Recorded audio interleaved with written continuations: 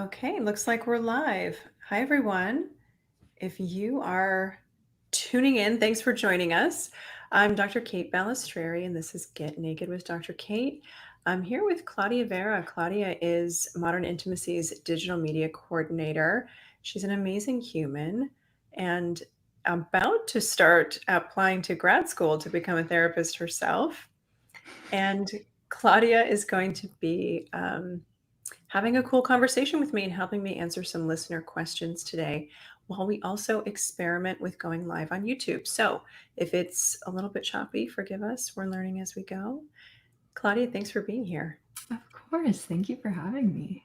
Yeah, I've been really excited about this. I know we've talked a lot about how many amazing questions we get from listeners, and I'm thrilled to take a beat and answer some of them with you.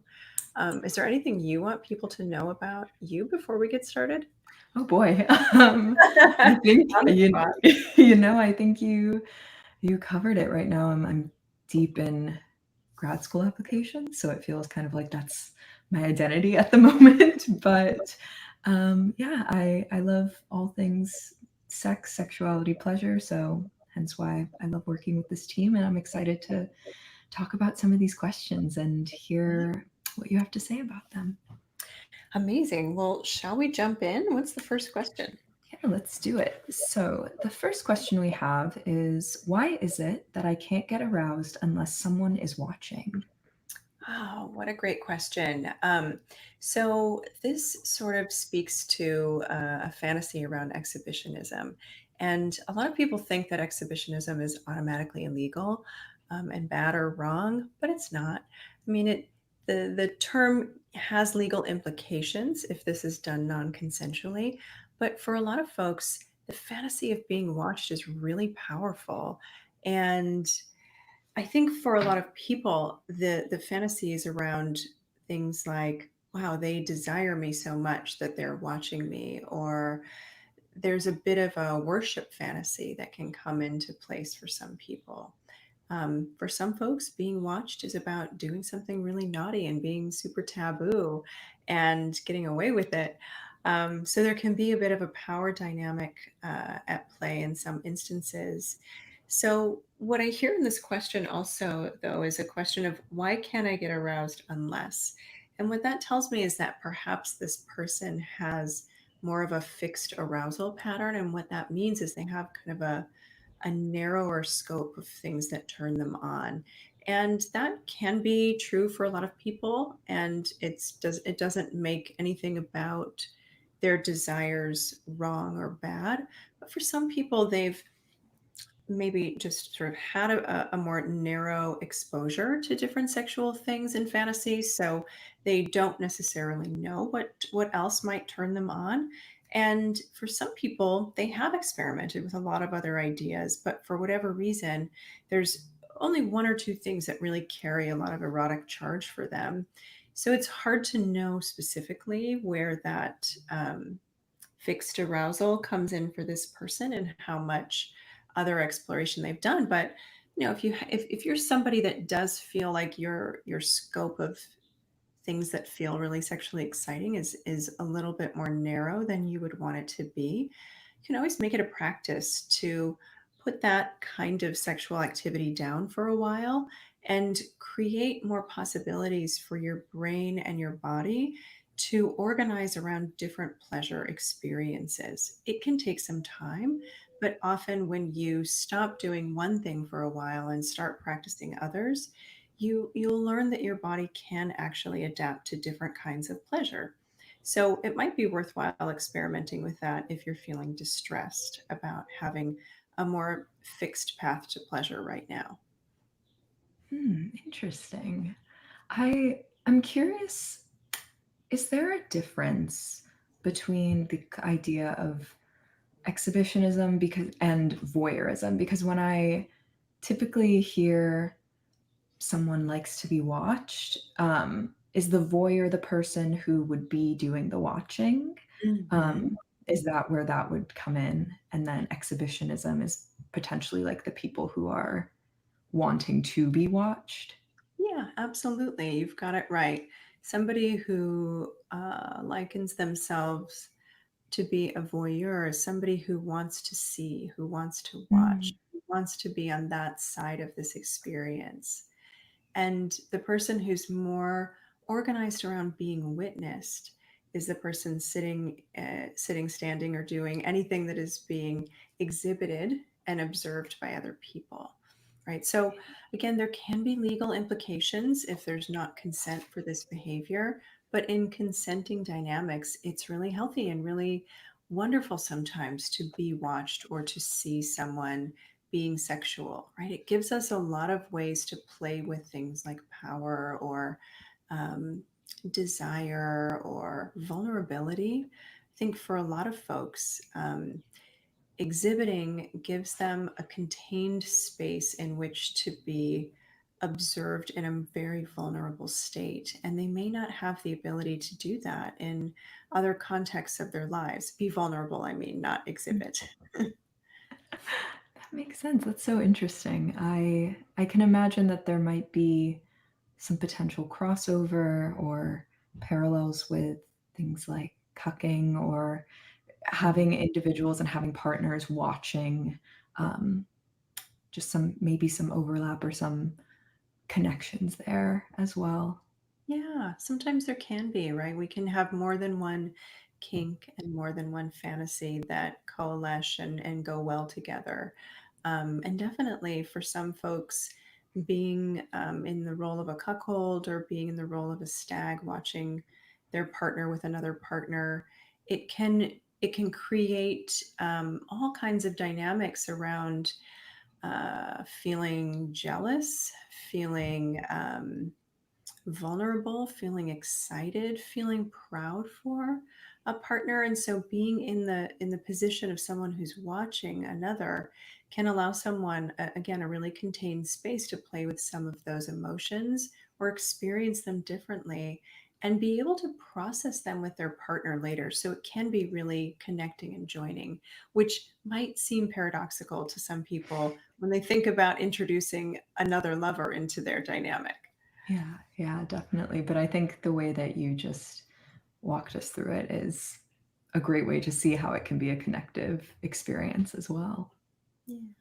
Yeah, it Amazing. can be. Amazing. What's our next question? All right, this one's a little long, so bear with me. Okay. Okay, so they write, my partner disclosed to me that he does have a serial fantasy of having a threesome that includes me. He also mentioned the type of woman and body types he prefers when thinking of having a threesome. I'm open to it, however, I do have many concerns, and I'll name two of them. I'm feeling insecure because now I'm comparing my body to a woman's body he prefers. Is he not sexually satisfied with me or satisfied with my body type? Would he still have sexual desire for me? Will he change towards me? I'm looking at this from an emotional view and not from a sexual pleasure view. At this Mm. moment, I'm feeling very overwhelmed. I'm happy he's open with me and wants to try this with me. However, emotionally, I don't think I'm there and would like to work on this. Yeah. Wow, I really appreciate this person's vulnerability and their willingness to explore kind of what their own breaks might be in considering opening up their relationship to threesomes. Let's go question by question. Well, first, they talk about sort of just this idea of threesomes. And I want to normalize that probably one of the biggest fantasies. In fact, I think it was the number one fantasy um, that was reported in a study of about 4,000 Americans conducted by Justin Lehmiller a couple of years ago. The number one fantasy was group sex. So it's really common for people to want to be sexual with more than one person at a time. And it is not necessarily an indication that that monogamous dynamic or that dyadic sexual experience is not enough for them, right? I think we kind of have this idea in our minds that we have to fulfill our partner's every want or every need in order to be a good enough partner. And I just don't think that's realistic. And people like different kinds of sexual activities, and it does not need to mean anything about how they feel about their partner. Now, sometimes it does because people are not communicating either with themselves or their partner accurately or honestly about what their real intentions are. So I understand this person's concern. Um, it can be kind of a way to bypass having hard conversationships in relationships. Conversationships? Did I just say that? Yeah, but I liked my brain didn't even register that that was not a word, so I'm going with it. It's a new word. yeah. Um, but yeah, so I mean, it might be a bypass, right, for a conversation that this partner doesn't want to have with their partner about something that may not be working. So I think when people have these concerns, it's really important to kind of sit with what is my fear around this and can I hold space for that while also bringing it to my partner and saying, hey, can we break this down a little bit more? I would love to understand from you, what are you looking for in this experience, right? What does it mean to you that we bring other people into it? What do you get from that that is different than what we do together? What's the meaning that you attach to these different body types that you like? And how do you feel about my body type? Can we be honest about that with each other? Um, I think in many relationships, there is a desire to protect each other's feelings, and that's great to an extent. But if there's an inauthenticity happening, it can really undermine a sense of trust in the process. And partners generally can feel something when there's an inauthenticity happening in conversations like this. Um, so it's not necessarily a guarantee that he is unsatisfied with this partner's body type or with the sex that they have together, right? We should really look at sexual activities as not a zero sum game. And opening up to new partners can be really enhancing to the sexual experience of partners that have been together for a long time because you can observe how your partner interacts differently with someone else and later talk about that. What did you like about how this person did that, or that person touched you here, or this person did this in this way? And what elements of that felt interesting, and what can we incorporate into our sex life together? So, for couples who feel really secure with each other, it can be a great way to learn new ways of accessing pleasure together and enhancing their own dyadic experience. Her next question, will he still have sexual desire for me? I wish I could give a definitive answer to this question, but unfortunately, there's some risk involved in playing with other people. And as much as you can plan for it and prepare for it, you just can't know for certain how you're going to feel or how your partner is going to feel during or after the experience. So, what I would say is that it's possible that his desire may change. It's also possible that your desires may change. It's possible that you'll see something and want more of that that you never could have expected. It's also possible that you'll see something and decide, I absolutely am not interested in that moving forward. So, if you go into it from a place of curiosity together, hopefully these conversations can be a lot more transparent when you're debriefing afterward.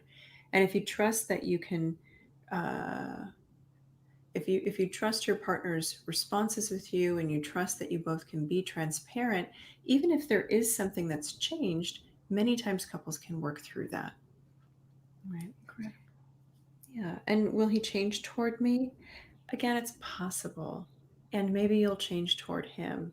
And maybe those changes will be really positive and enhancing in your relationship. And maybe they won't. And unfortunately, that is part of the risk that comes with this. But if you're feeling this way, I think it's a really great opportunity to talk with your partner about what is going well in your relationship and what isn't. How secure do you both feel before you introduce a third into your bedroom? And can it be a starting point for deeper conversations? And that's where threesomes can actually enhance the emotional connection that partners have together.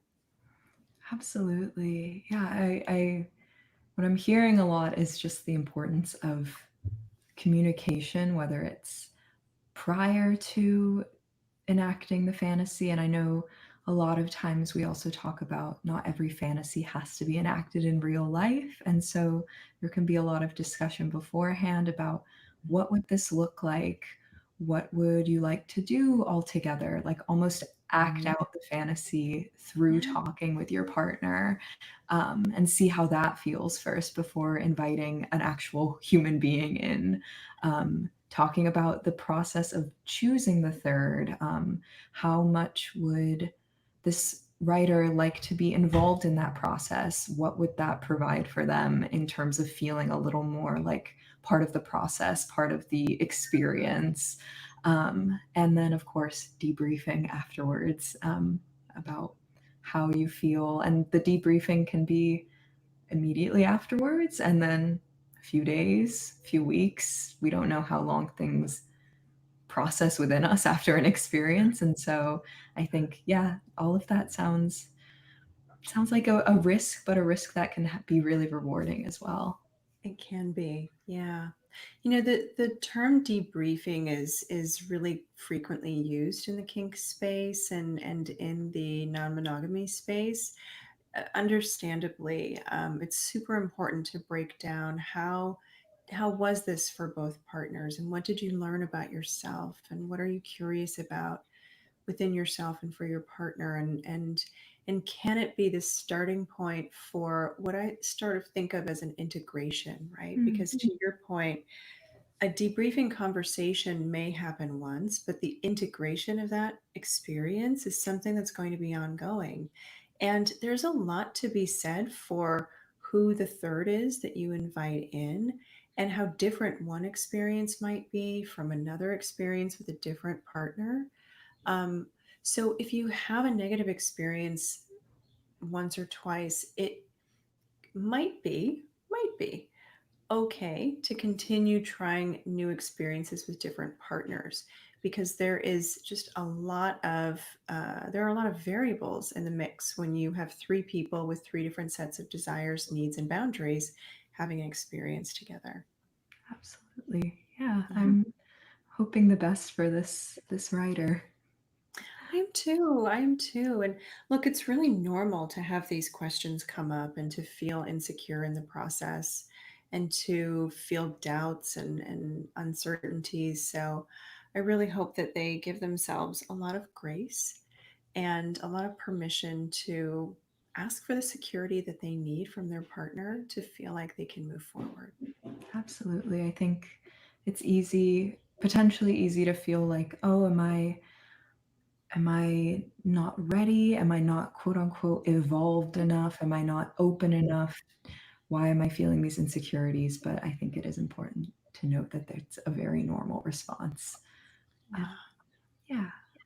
All Yeah. right. Should we jump into question number 3? Let's do it. Yeah. Okay. All right.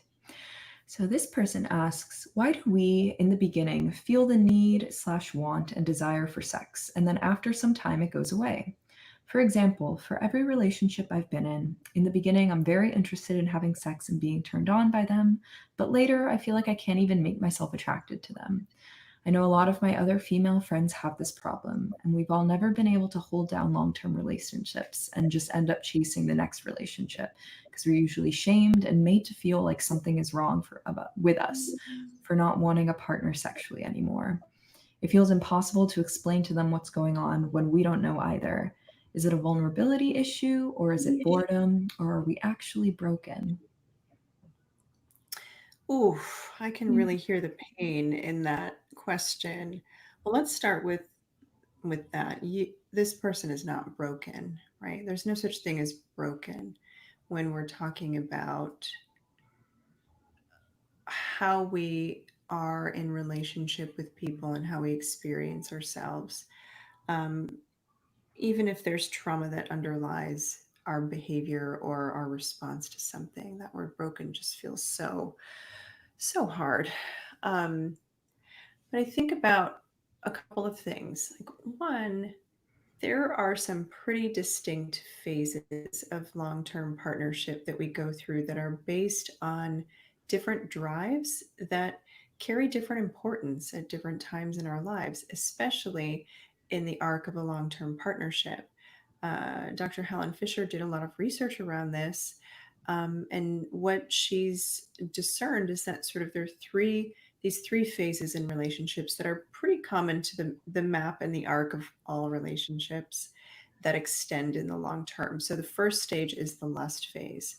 And it makes sense, right? Like we don't really have a lot of motivation to get together unless we want to be together for some reason.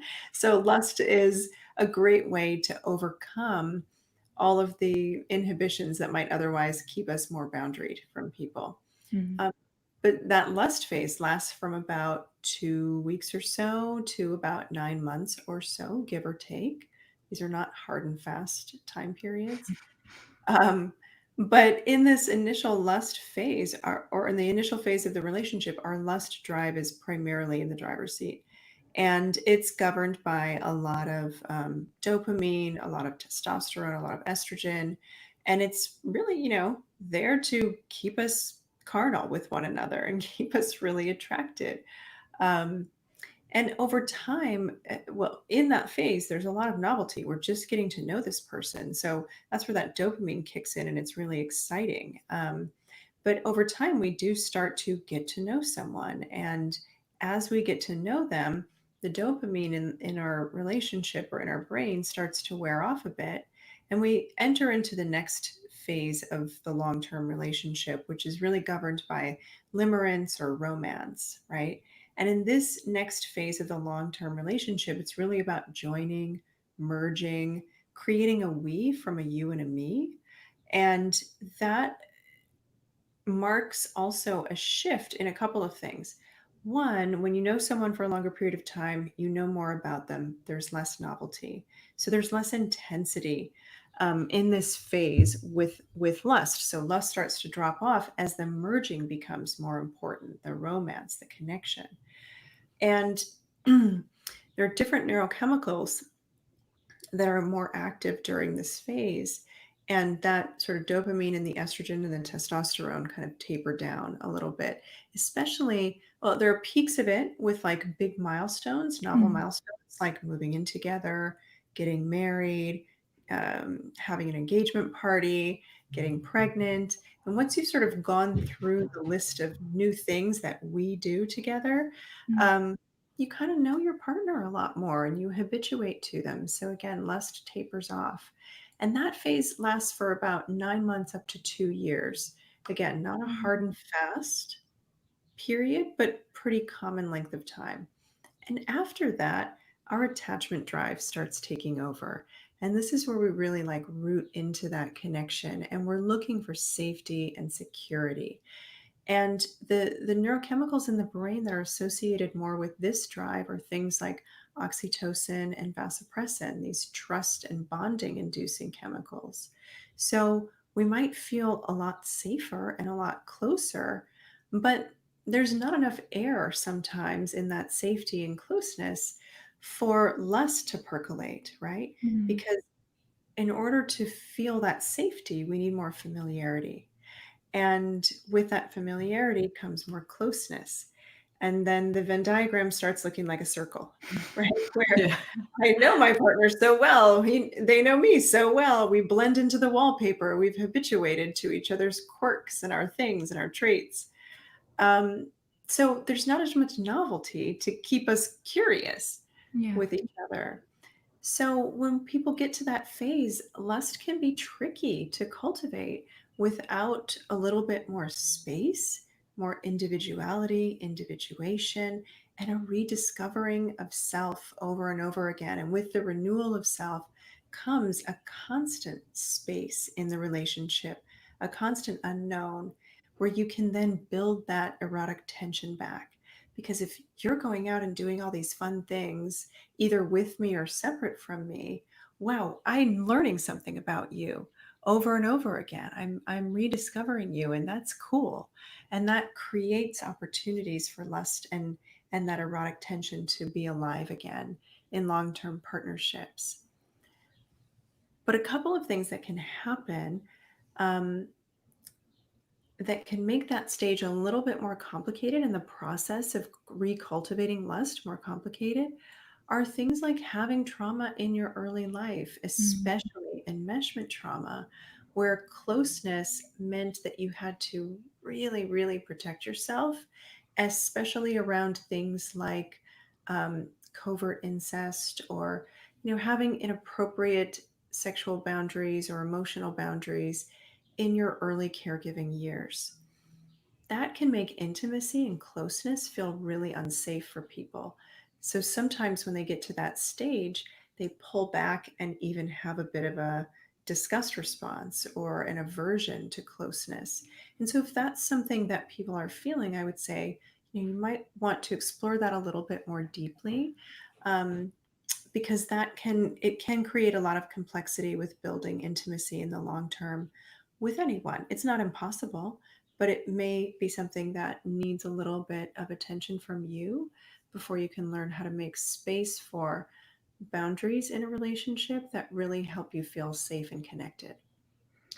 Interesting. That makes a lot of sense. And it's funny, the outlining, especially of the role of self in this, is something that I feel like intrinsically maybe I knew, but haven't really thought about or sat with. This idea that creating space to know yourself and to constantly evolve yourself then opens up space within a partnership for the two of you to learn new things because you're learning new things about yourself. I think there's this kind of notion that once you are over the quote unquote honeymoon phase, like the relationship can get boring. And there's discussions of boring equals safety, and like you just have to be okay with the boredom because it means that things are safe. But it sounds like, based on what you're saying, that while there is a more secure kind of attachment phase that comes along,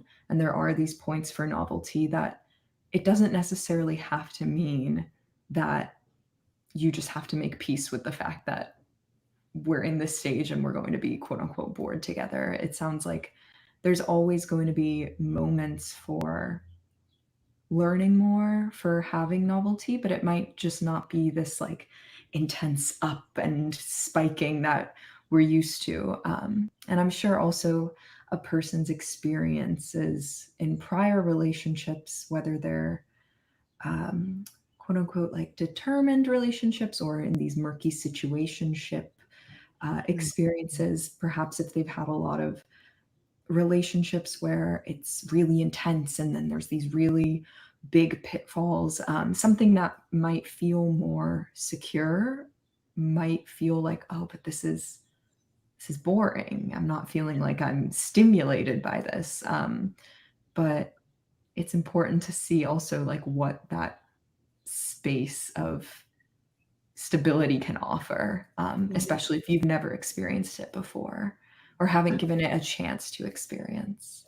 Yeah, absolutely. I'm so glad you're bringing that up. And for a lot of people who grew up in more chaotic or unpredictable or frenetic households, their neurobiological interpretation of love does involve a lot of intensity shifts. And when they reach this point in their relationship where things are more stable, you are trusting each other, it can feel really it can feel really incongruent with what you're used to. And we often misattribute that incongruence to mean that it's a poor fit in terms of how good are we as partners together. Um, so definitely, I mean, people who struggle with vulnerability or intimacy may be mistaking what they're feeling as a lack of compatibility. But actually, it's an indication that their nervous system is starting to heal, and they don't necessarily know what that looks like because they haven't had that experience of healing or feeling safe enough in relationships yet. Interesting. Yeah. What would you suggest for an individual who feels like they're in a partnership right now and they're kind of on that precipice where they're feeling like the lust and the grandiosity and the honeymoon is starting to wane and they can feel themselves pulling away? Do you have any tips or just words of comfort in that moment where they're noticing that split? Yeah, I would say that ambivalence is really normal in healthy relationships. So if you're sort of sitting with one foot in I feel good about this and one foot in a this feels really annoying and frustrating and I'm ready to bolt camp emotionally, that's to be expected, right? We as humans love to squeal around in ambivalence because it keeps us protected from making a decision that may have consequences we don't like. So I would just say, like, give yourself a lot of permission to be curious for long swaths of time. If you don't know what you make of how you feel, maybe work with a therapist to kind of break down some of what could be going on for you. It may or may not help you make a decision. Um, and maybe there's no decision to be made, right? Maybe the decision is to do nothing and stick it out. But if that stops feeling like the best possible outcome or solution for you, it is okay to start making other choices about your life. Like we get to let our bodies inform us of what is making sense in the next right step in our lives. But it is important to be curious about the information we're getting Mm. from that biofeedback and not make rash or impulsive decisions about it. For example, a lot of folks, when they get to this stage, will experience what's called near sense avoidance, meaning that like sensory stimuli from their partner actually evoke an avoidance or an aversion response in them. Mm. And sometimes that can feel like disgust, right? I go through this sometimes with my partner, and I feel so terrible because Yeah. it's not about them, it's about me. And my body's telling me, you need a little space, you need a boundary. There's something going on that feels intrusive right now. And it's not that there are any boundaries being crossed. I haven't really created any boundaries in those moments, Mm. right? So it's an Mhm. indication for me that I've got to take care of myself a little differently and say, you know what, I'm feeling overwhelmed and overstimulated, and I just sort of need some space right now. And being able to know what that data in my body means for me allows me to communicate with my partner so that they can actually meet me. And that strengthens the relationship, right? And creates more intimacy.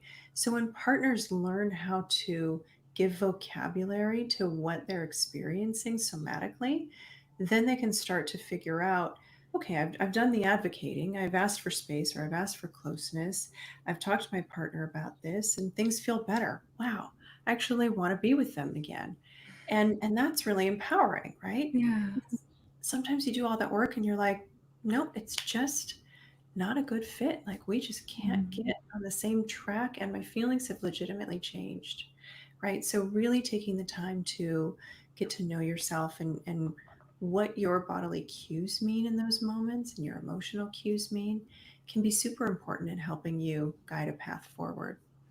Incredible. And I love what you're saying about not judging yourself, because I think when we do have that judgment, it is kind of a straight path then to doing a more impulsive decision. Because if we think with to ourselves, or the feeling I'm exhibiting or the feeling I'm holding has shame around it, therefore I want to get rid of that as quickly as possible, so I'm going to make a decision as fast as possible and not think through it, because the more I sit with it, the more uncomfortable I feel.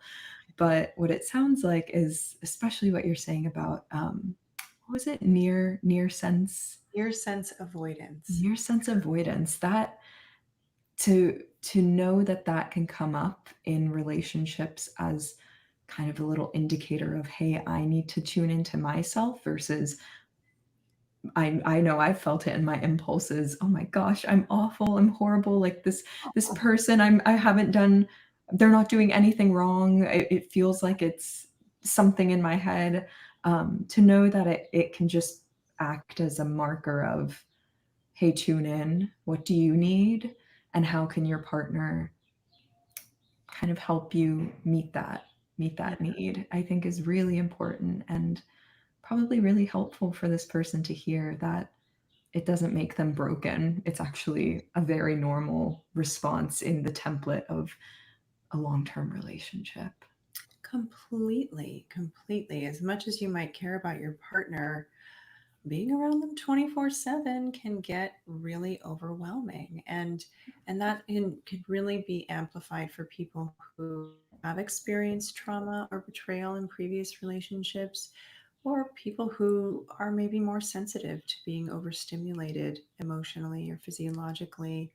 um, and it's okay to source what that means and ask your partner to help you kind of find a different balance. Yeah, Yeah. incredible. Oh, I think this is going to be extremely helpful for this person. I hope so. I Yeah, hope so. Thank you for reading these questions and gathering them. It's always so important to me that, like, that our podcast is a source of uh, feedback for people and answers for people, and kind of helps them make sense of wherever they might be in their world right now. absolutely. Yeah, I know for myself as someone who's a part of this recording right now, it was really helpful for me to hear all of this information and just kind of talk through it with you. So I hope that the listeners experience that as well. Oh, well, thank you. And thanks for joining me today, Claudia, and facilitating this. Will you Of do it course. again? Yes, absolutely. I would love to. Amazing. All right, everyone. Well, stay tuned for the next episode. Send in your questions, as always, to question@getnakedpodcast.com. Or you can click the link in our show notes to submit your own questions. And I'll see you next time. Bye. Bye.